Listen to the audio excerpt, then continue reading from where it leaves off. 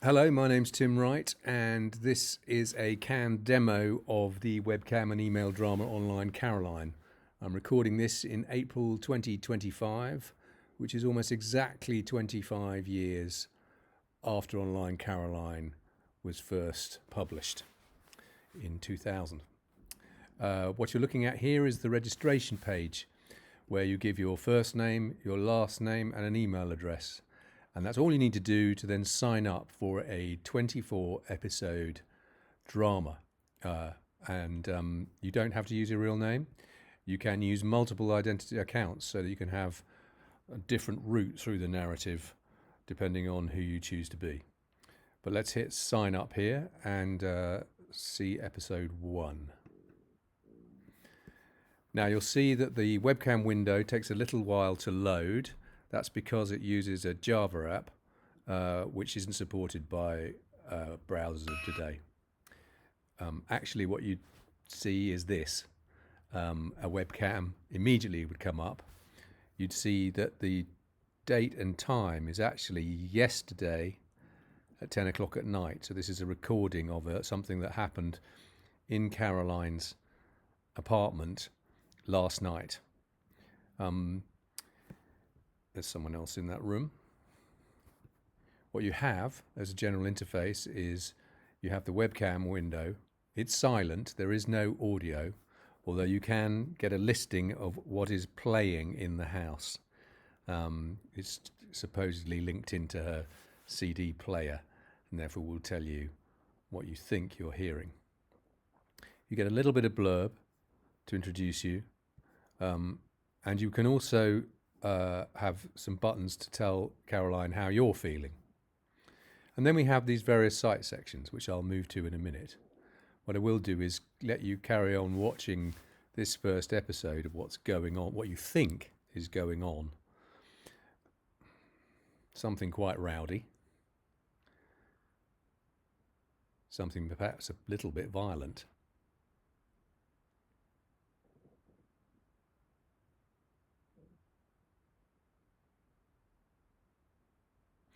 Each sequence lasts about 2 to 3 minutes. It's a series of significant stills that are updating. And then at the end of each sequence, Caroline will choose to put something in front of the camera. And it's usually her pet budgie in a cage. And then for the rest of the day, that's all you'll be watching is the budgie until some new significant event is about to take place, which you're alerted to by an email. It's amazing how many people did actually simply watch the budgie all day. Now, in terms of the other sections that you can see, there's some information about some of Caroline's stuff, a picture of her mother, a picture of the budgie, a present she was given by her friend Sophie. You can find out a little bit about her boyfriend David, who at the start of this story is away, exploring the unknown apparently. He's abroad, and he clearly has a job of some sort. And here's a picture of his boss, and he's packed him off to Guinea for 6 months to commune with the natives, it says. You'll also get some information about where Caroline lives in terms of a guide to the rooms in her house, so you become more familiar with the layout of the building she lives in. And then in terms of interactivity, you can send her things. So you can send some budgie food, or some music, a book to read, some Alka-Seltzer for a hangover, or you could just send her a really big bottle of vodka. This is sent by the IT3C system, and that by sending the vodka, you may well be changing future episodes in terms of what will happen. By the way, IT3C is a working website where you can send things to people, although they don't necessarily get to where they're meant to go. You can also advise Caroline on what to wear. but she doesn't necessarily take your advice. However, it may well dictate what Caroline will wear in future episodes. And crucially, you can tell Caroline a bit about yourself.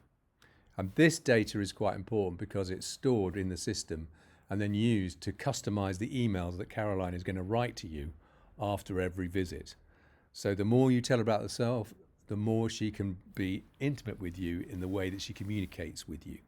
Okay? And you can communicate, you can update your email address in case the emails aren't coming through. So that's the basic setup. Each episode, therefore, will take you maybe 2 to 3 to 5 minutes of time to go round. And then you'll get an email afterwards where Caroline will try to explain to you what the hell has been happening. Now, as you can see along the bottom here, we've got some navigation. This is the Can demo, where we can show you different episodes.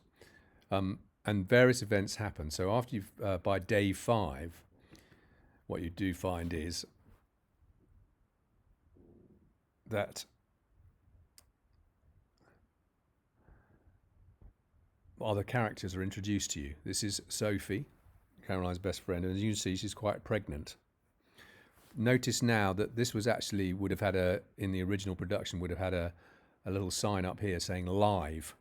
And if you look at the time, it says the current date and the current time, as if it's live.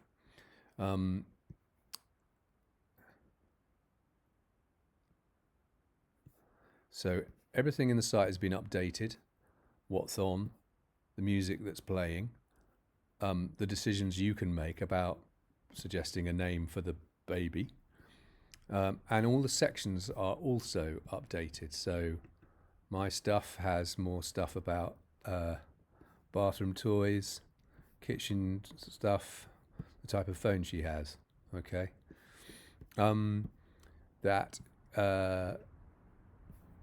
a postcard has appeared from David, the boyfriend, to give you a bit more information about what he's up to when he's not there. Another room in the house can be revealed or not. Different things can be sent, like a bigger bottle of vodka. You can see the clothes that you chose for her not to wear anyway. And you can carry on adding more information about yourself that will mean that the emails you get will become richer and more personal as you go along. 2 other elements that are clear by this point is phone messages. You can start listening to phone messages. And in fact, within the emails, you'll be given a mobile phone number and you can start sending voice messages to Caroline, of which we had hundreds. And so you can keep up with the narrative. There's a diary that will timestamp each individual visit so that you never get lost as to where you are in the narrative. So if we went on to day 6, and again, apologies for the webcam having to load in this way. It wouldn't happen in the real thing. Here we have the budgie again, but now there are boxes and 2 men in beards entering the room. This was seen by many viewers as a burglary of some sort, and a number of people attempted to call us about the burglary, but also some people called the police about the burglary. So the audience members were getting really immersed in the storyline by this point. If I go round again and just see how the site has changed, you can see that that hasn't changed, sorry. A new email has turned up from David warning that he's coming home soon, I think. The bathroom is opened up as a room for you to think about. And there's yet more information about yourself that you can give up. So as we progress to day 10, this is when we find that the boyfriend David has appeared. So now you no longer have a relationship just with Caroline, you have a relationship also with David, which might, I suppose, after 10 days of intimate emailing and correspondence with Caroline, might be, for some of the people who are in the audience, a bit awkward. So we're still updating all the elements. And then more stuff, more information about David, maybe a bit more sinister. More information about the house, different things to send, more items of clothing, different different phone messages, including one that might be from you, and yet more data, including your address that people were prepared to give up, amazingly. And then this is where the site really gets very dynamic, because by day 14, you'll just start to note that one of the sections has changed typographically, and that it's become called biography. And what this is David starting to take over the site with some of his own theories about dietary health. And as we progress, you'll see by day 17, he started to take over quite a number of the sections of the site. It also turns out that he seems to be quite good friends with the two men in beards who seem to have been burglarizing Caroline's flat. So there's an enormous amount of sort of story hidden behind the webcam scenes, of questions for you to ask, which only Caroline can explain through her emails. So we go through the site again. As we said, we've got biography now, where David is talking about his food theories. We have a section called environment, where he's now describing stuff about the house. In terms of things to send, he's got his own ideas about things that you ought to send. And in terms of data, he's asking very different questions to the ones that Caroline would ask you about yourself.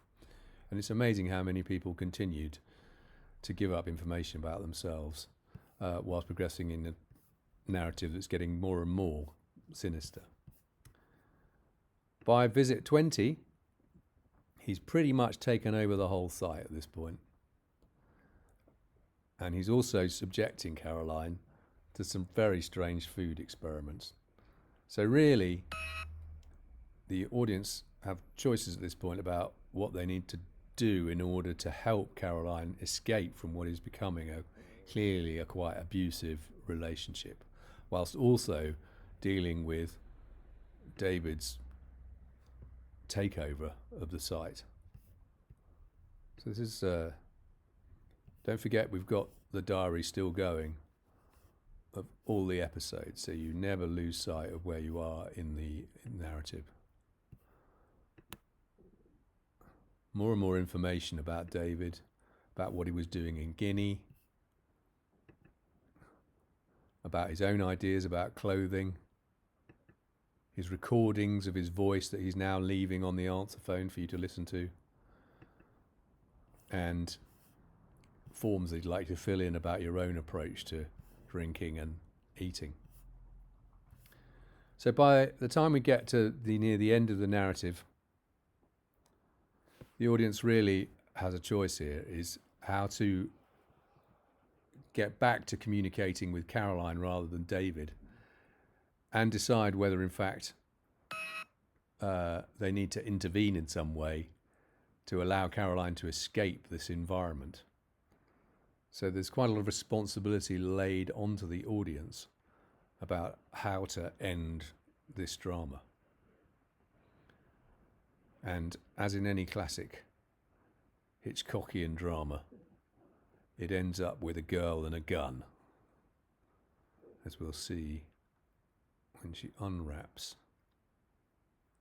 this package that has come through from IT3C.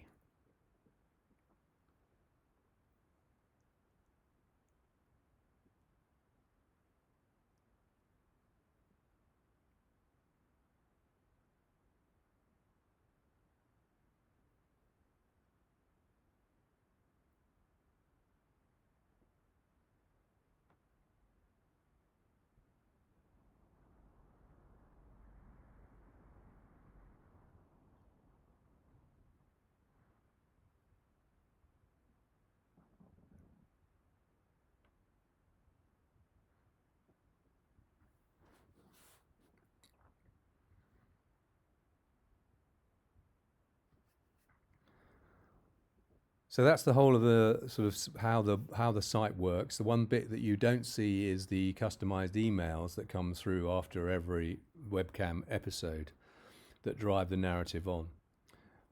Those could be available as a PDF if anybody wants to get hold of them.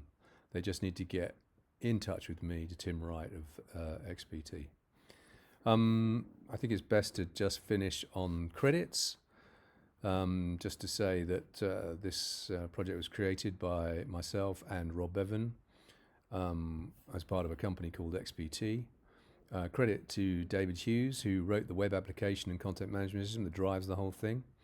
Our lead actors were Mira Davrini and Paul Duncan. Mira as Caroline, Paul as David. Special mention to Alan Plater, the famous TV and film scriptwriter, who agreed to appear as one of the weird burglars in a beard, which was an extraordinary honour for us. Perhaps it should be noted how small the crew is, how small the team is, and how we managed to create a new kind of audience of tens of thousands, if not hundreds of thousands of people online, employing what was in those days a very small budget. Thanks to FreeServe, who are the parent company at the time, who drove traffic to the site by placing us on the FreeServe homepage whenever you logged in for your internet access. It should be said that increasing people's online time by 4 or 5 minutes every day to watch Online Caroline was more or less doubling somebody's online time in the year 2000. And they were doing it usually through a premium rate phone line. So to double the revenues of every person who went online by keeping their attention on online drama was a fairly lucrative business. So as a business model, it actually worked quite well financially as well as creatively.